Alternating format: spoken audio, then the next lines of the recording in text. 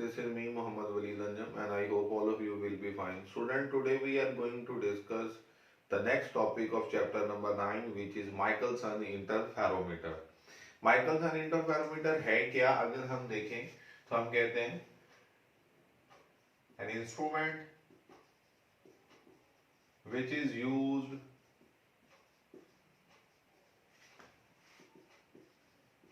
to measure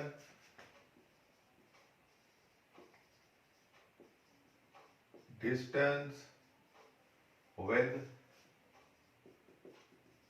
extremely high precision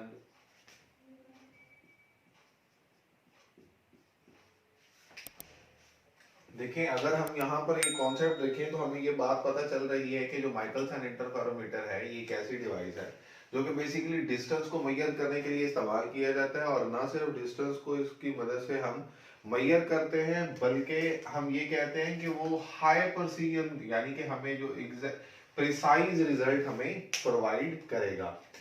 ये जो instrument है इसको डिवाइस किया device by Albert A. Michelson in 1881। और स्टूडेंट अगर हम देखें तो हमारे पास जो इसका वर्किंग प्रिंसिपल है कि किस बुनियाद पर काम करता है,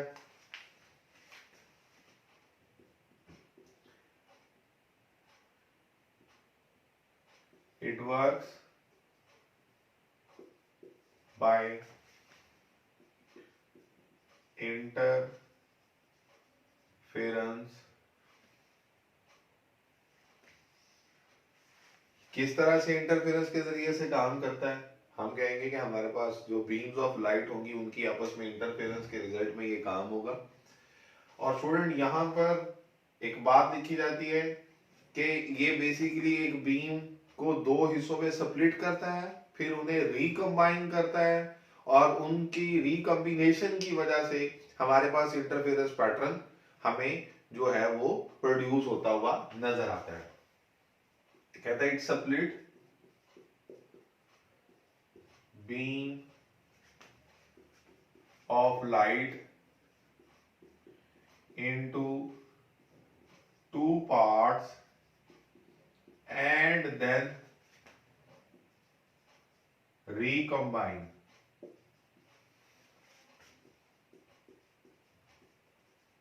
them to fulfill interference condition। किस तरह से? ये जब हम इसकी वर्किंग देखेंगे तो हमें पता चल जाएगा।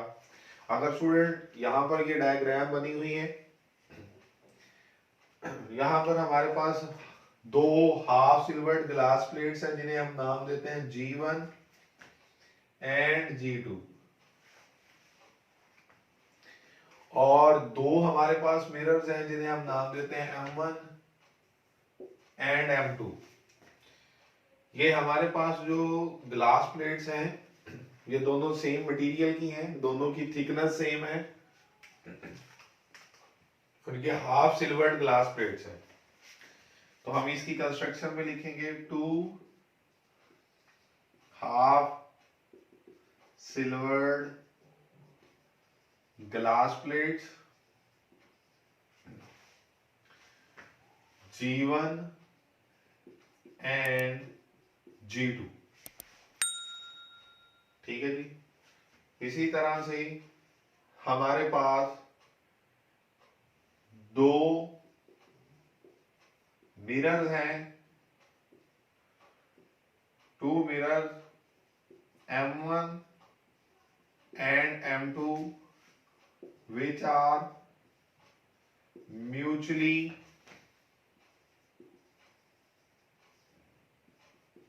perpendicular to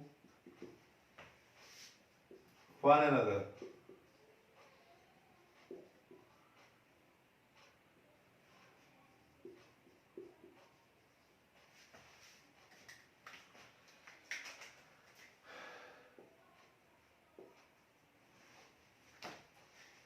हमारे पास अगर हम इसकी वर्किंग को देखें, light from a source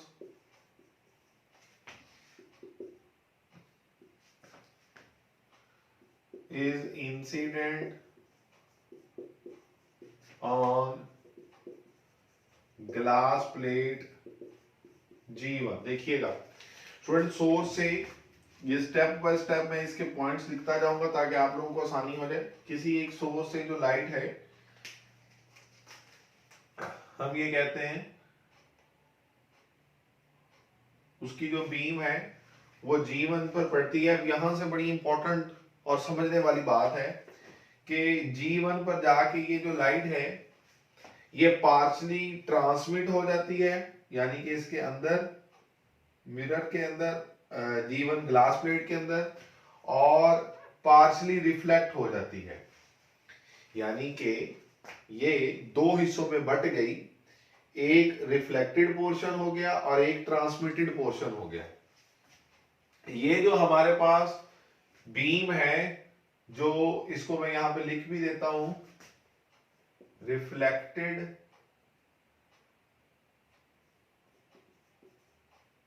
beam, और उसको हम नाम देते हैं 1 का, और इस बीम का जो फासला है, ये जो मिरर M1 तक कवर करती है, उसको हम नाम देते हैं L1।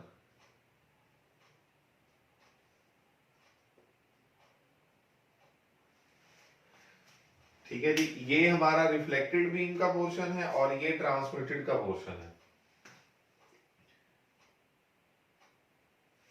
अब यहां पर हम क्या लिखेंगे, नेक्स्ट पॉइंट देख लेते हैं। पहला पॉइंट हमने ये लिखा कि light from a source is incident on glass plate G1। देखिएगा, which partially transmit it and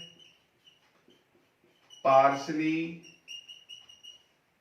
reflected, जो कि उसको पार्शली ट्रांसमिट कर देगी और पार्शली रिफ्लेक्ट कर देगी। थर्ड पॉइंट में हम लिखेंगे कि जो रिफ्लेक्टेड रे है वो मूव करती है टुवर्ड्स द मिरर M1, और जो फासला वो कवर करती है उसे हम कहते हैं L1, और उसे हमने लेबल क्या किया, beam number 1। Reflected beam move towards mirror M1 and covers a distance of L1, जो फासला है इस ग्लास प्लेट से इस मिरर M1 के दरमियान था। स्टूडेंट, यही जो बीम ऑफ लाइट है ये इस M1 के साथ जाके टकराएगी और टकराने के बाद रिफ्लेक्ट होकर आ जाएगी। अब ये देखिएगा कि ये जो लाइट थी सोर्स से, ये इस ग्लास प्लेट G1 के अंदर एंटर हुई, ट्रांसमिट होगी, और रिफ्लेक्टेड पोर्शन इधर गया, टकराकर इस मिरर M1 के साथ टकराकर वापस आया, और अगेन इसके अंदर एंटर हुआ। हमारे पास हम इसे देख सकते हैं कि ये जो रिजल्ट है इसका, ये ट्रांसमिट होने के बाद और रिफ्लेक्ट होने के बाद ये यहां से ऑब्जर्वर आई के अंदर एंटर होगी, ये देख सकते हैं। तो हमारे पास जब ये ऑब्जर्वर आई में एंटर होगी तो हम इसको ऑब्जर्व कर सकते हैं। हम ये कहते हैं कि हमारे पास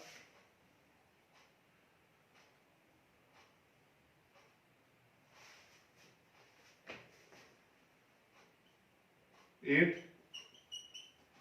reflect back from M1, वो M1 से टकरा कर रिफ्लेक्ट होकर वापिस आ जाएगी and again passes through G1 before reaching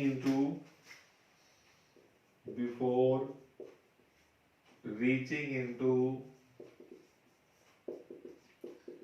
observer's eye।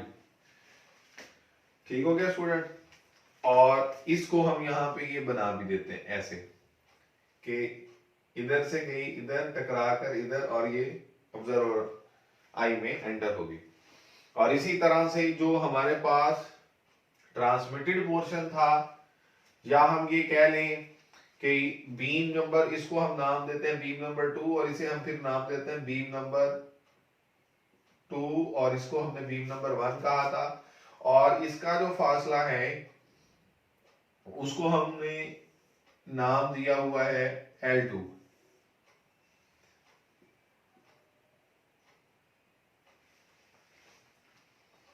अगर हम स्टूडेंट इसी रिजल्ट के लिहाज से इसे देखें तो हमारे पास हम ये बात बड़ी आसानी से ऑब्जर्व कर सकते हैं कि यही जो बीम 2 थी ये G2 में से पास करती है और इधर से ये फिर ट्रांसमिट हो जाती है इसमें, और ये फर्दर आगे जाती है M1 के तरह बिल्कुल M2 के साथ भी टकराती है और टकरा कर रिफ्लेक्ट बैक होकर इस तरह से इस हिस्से के साथ टकरा कर वापस आ जाएगी। तो इन शॉर्ट हमने ये देखा कि जो हमारे पास बीम नंबर 2 है वो भी ग्लास प्लेट G2 में से पास करती है और उसमें से पास करने के बाद वो भी फाइनली ऑब्जर्वर आई में आ जाती है। स्टूडेंट इस प्लेट को हम कंपनसेटिंग प्लेट का नाम देते हैं। इस प्लेट को हम कंपनसेटिंग प्लेट का नाम इसलिए देते हैं कि चूंकि ये दोनों बीम्स जो ऑब्जर्वर आई में एंटर हो रही हैं, इन दोनों के अंदर एक पाथ डिफरेंस था, उसकी वजह से इनके दरमियान एक फेज डिफरेंस था और उस फेज डिफरेंस को ओवरकम करने के लिए हम इस G2 को इंट्रोड्यूस करते हैं। Student for the time being अगर आप ये भूल जाएं कि ये G2 अगर ना हो, ये कंपनसेटर प्लेट अगर ना हो तो क्या होगा, तो जो बीम नंबर 1 थी, देखिएगा अब ये बड़ा इंपॉर्टेंट पॉइंट है, बीम नंबर 1 जो यहां से सोर्स से आएगी इस मिरर के अंदर, इस G1 के अंदर जाएगी ग्लास प्लेट के अंदर, ये इसका एक स्टेप है, फिर इसके बाद यहां से M1 की तरफ जाएगी दूसरा स्टेप है और दोबारा फिर इधर G1। तो इन शॉर्ट मैं ये कहना चाह रहा हूं कि इस G1 ग्लास प्लेट में से वो 3 दफा पास करती है, जबकि अगर हम इसको खत्म कर दें कि ये ना हो तो यही जो बीम 2 होगी वो यहां से जो आ रही है वो एक दफा इसमें से गुजरेगी और अगर ये ना हो तो M2 के साथ टकराएगी और टकरा कर इधर वापस आ जाए। आप खुद देखें कि जब ये यहां से टकरा कर रिफ्लेक्ट हो जाएगी, इसके अंदर नहीं जा रही, तो ये सिर्फ बीम 2 जो है वो एक दफा G1 के अंदर से पास करेगी। लिहाजा इस चीज को हम देखने के लिए कि ये इनके दरमियान अब पाथ डिफरेंस आ जाएगा, फेज डिफरेंस आ जाएगा, उसको कंपनसेट करने के लिए ये प्लेट लगाई जाती है। इस वजह से इसे फिर कंपनसेटर प्लेट का नाम दे दिया जाता है।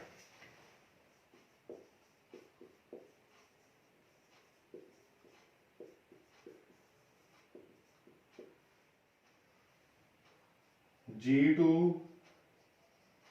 glass plate is cut from the same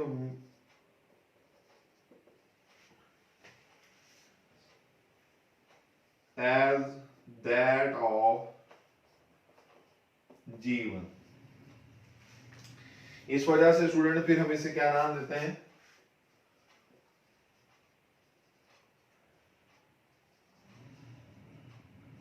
compensating plate का नाम देते हैं। स्टूडेंट अब हम यहां से देख सकते हैं कि ये दोनों बीम्स इन शॉर्ट जब ऑब्जर्वर आई में एंटर होती हैं तो चूंकि ये दोनों वेव्स मोनोक्रोमैटिक हैं और दोनों बीम्स जो ये हैं ये मोनोक्रोमैटिक हैं और हम ये कहते हैं कि हमारे पास ये दोनों किसी एक ही सोर्स से आ रही हैं तो इनके दरमियान फेज डिफरेंस यानी कि कांस्टेंट होगा, जिसकी बुनियाद पर हम ये कह सकते हैं ये कोहेरेंट सोर्स होंगे दोनों फिर।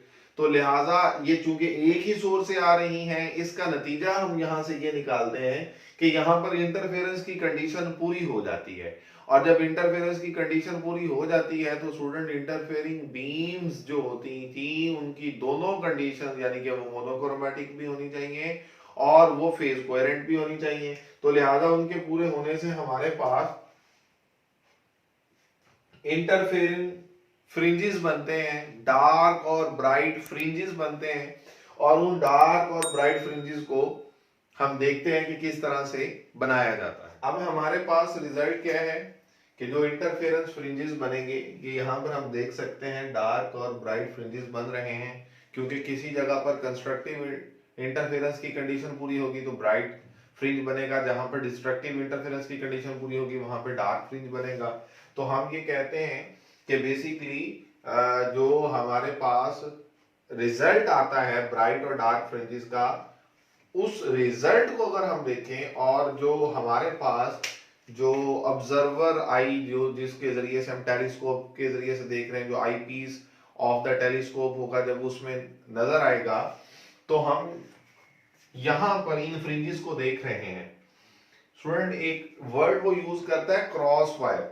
देखिए किसी भी टेलीस्कोप के अगर क्रॉस वायर को देखें तो बेसिकली वो इस तरह से पॉइंट होता है जो चीज को देखने के लिए या एम करने के लिए हम कहते हैं इस्तेमाल करते हैं।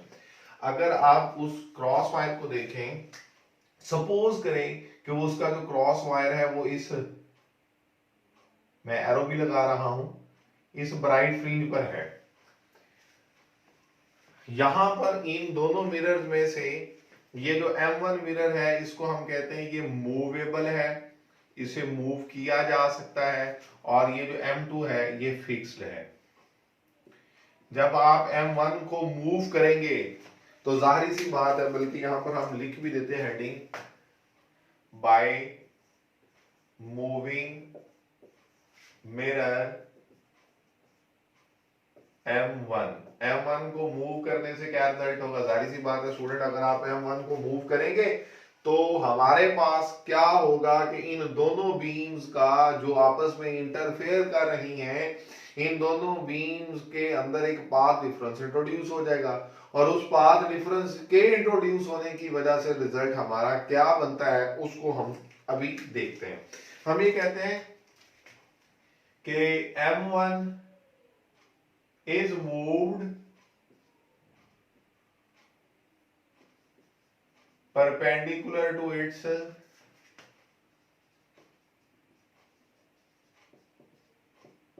सरफेस। M1 को हम उसकी सरफेस के परपेंडिकुलर, यानी कि अगर देखें तो इसकी बेसिकली सरफेस इस तरह से है, तो इस तरह से वो कह रहा है सरफेस के परपेंडिकुलरली मूव करना है।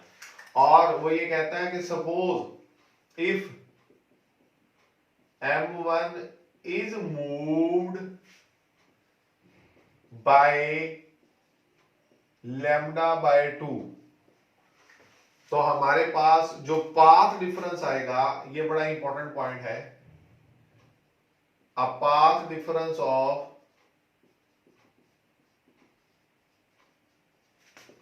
lambda will be introduced between the two beams,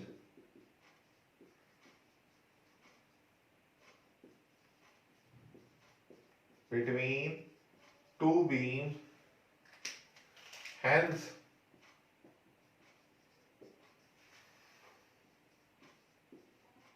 condition of constructive interference is fulfilled या अचीव।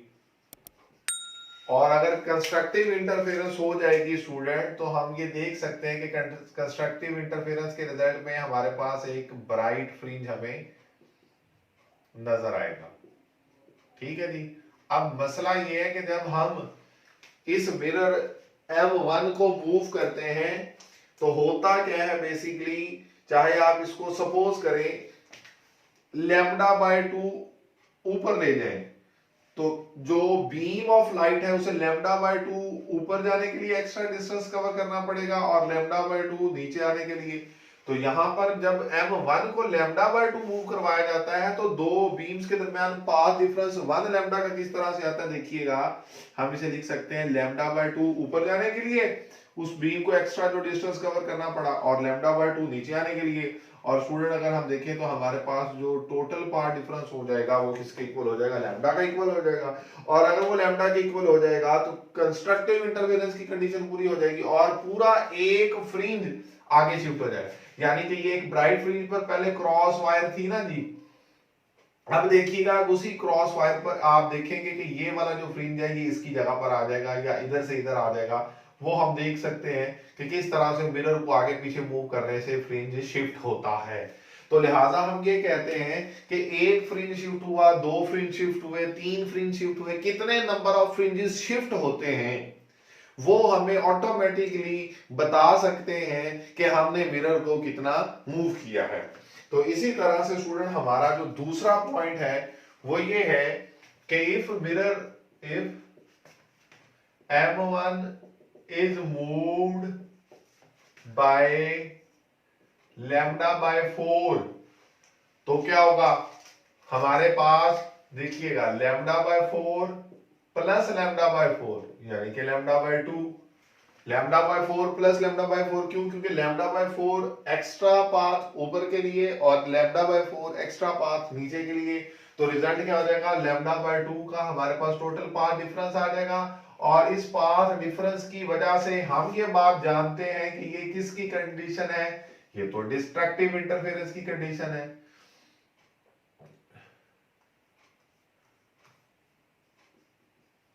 ये डिस्ट्रक्टिव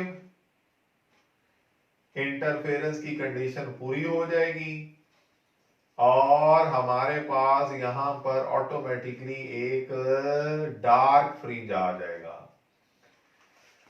तो स्टूडेंट इन शॉर्ट हम जनरल जो रिलेशनशिप लिखते हैं हम उस जनरल रिलेशनशिप को इस तरह से लिखते हैं L equals to m lambda divided by 2। अब यहां पर ये बड़ा इंपॉर्टेंट पॉइंट है कि L बेसिकली वो लेंथ है जो हम कहते हैं कि मिरर को हमने मूव करने के लिए इस्तेमाल की। जैसे मैंने यहाँ पर L1 और L2 लिखा था तो ये L1 जो है ये वो लेंथ है जो हम एक्स्ट्रा हम कहते हैं कि बीम ऑफ लाइट को ट्रैवल करनी पड़ती है और ये हमारे पास नंबर ऑफ फ्रिंजेस हैं जो शिफ्ट होते हैं और lambda wavelength of the light जो हम यूज कर रहे हैं। और अगर हमें वो फासला पता हो तो हम लाइट की वेवलेंथ को भी मेजर कर सकते हैं। यानी कि अगर हम देखें ना तो हम ये कहते हैं कि इसके यूजेस को भी साथ में अगर डिस्कस कर लें तो यूजेस में ये कहता था, पहले हमने पढ़ा था हमारा टॉपिक ये था कि डिस्टेंस को मेजर करने के लिए इस्तेमाल किया जाता है। लेकिन अगर फर्ज करो आपको डिस्टेंस का पता हो तो उसकी मदद से आप वेवलेंथ ऑफ द लाइट जो हमने इस्तेमाल की है वो भी मेजर कर सकते हैं। यानी कि इसलिए मैं यहां पे लिखूंगा wavelength of the light use can also be determined. और वो कैसे डिटरमिन की जा सकती है, अगर इसी इक्वेशन से देखें तो लैम्डा किसके इक्वल आ जाएगा, lambda is equals to 2L over m। Student इस टॉपिक के लास्ट पर लिखा गया है कि इस माइकलसन इंटरफेरोमीटर को इस्तेमाल करते हुए हम क्या काम करते हैं, हम एक स्टैंडर्ड मीटर की जो वैल्यू है वो मेजर करते हैं और उसके अंदर जो हमने लाइट यूज की है वो रेड कैडमियम लाइट है, रेड कैडमियम लाइट। और 1 मीटर सपोज करें कि अगर ये फासला 1 मीटर है तो इस फासले के अंदर उस लाइट की कितनी नंबर ऑफ वेवलेंथ, 1